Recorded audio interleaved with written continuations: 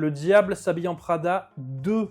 Qui a demandé une suite au Diable s'habille en Prada? Y a-t-il besoin de faire une suite au Diable s'habille en Prada? Là. Certaines personnes que l'on connaît vont être très contents parce qu'ils vont pouvoir voir Anna Thaoué au cinéma. Oui. Et très bien, Meryl Streep, elle doit avoir Mais elle est pas morte. 90 balais. Ouais. Franchement, dans la bande-annonce et dans les images, elle a l'air encore d'avoir la pêche. Bon bah tant mieux. C'est du nostalgia grab. Maintenant, le premier à 20 ans, donc on vous redonne... Ouais, on vous redonne la même chose. Tu vois, ça vous a plu il y a 20 ans, on a encore les acteurs, on fait une petite suite, chacun prend son chèque. Après, ça peut être aussi l'évolution de le monde de la mode, comment ça diffuse. Parce qu'avant, elle avait son journal et trouvait les photos. Et alors que maintenant, t'as les réseaux sociaux à balle. Enfin, c'est plus du tout maintenant. Est-ce que le film va raconter quelque chose? Bah ouais.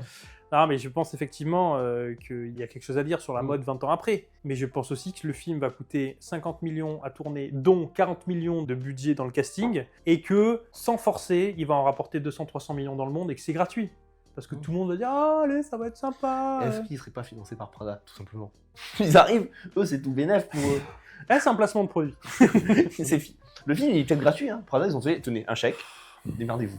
Donc là, mauvais soupçon, je pense que le film est fait pour de mauvaises raisons. Je pense qu'il y a moins d'envie de faire de cinéma. J'ai envie d'y croire quand même. Tu crois qu'il y a une envie de faire du cinéma là? Pas juste de faire un cash grab? Bah le 1, est-ce qu'il y avait une envie de faire du cinéma? Bah le 1, Le 1 est très bien, je dis pas le contraire. Mais est-ce que... t'as une performance de Meryl Streep, tu as une critique sur le milieu de la mode, une critique sur le je veux monter l'échelle. Ouais, mais du coup, j'ai envie de croire que le 2, ça aille dans ce sens-là aussi. Avec peut-être moins, parce qu'on a déjà la relation de Meryl Streep et Anna Thaoué, qui est déjà dans le 1, préétablie, et on sait comment ça file, que Anna Thaoué, à la fin, commence à être appréciée par la grande chef, et du coup, que le 2, c'est justement, comme tu disais, un échange de rapports de force, et s'apprivoiser de tout le monde qu'on a actuellement. Moi, je vais te dire la vérité, moi je le vois en direct tout Netflix ce film.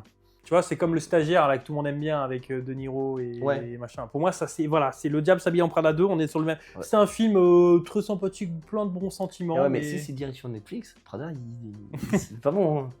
Écoute, tu crois plus que moi, donc je te laisse me donner la position. Ouais, j'ai envie d'y croire. Hein. Dans le top 20. Ok, sachant qu'on en est à 29 films. Oui, au-dessus de Christine. Au-dessus de Christine. Moi, je le mettrais sous l'accord de coup, donc il va être entre Fausse Note et l'accord. Il va être 13e. Ok, cette attente quand même de le 1 est très très bien. Bah, il est iconique. À voir. Écoute, tout le monde a re-signé, donc pourquoi pas.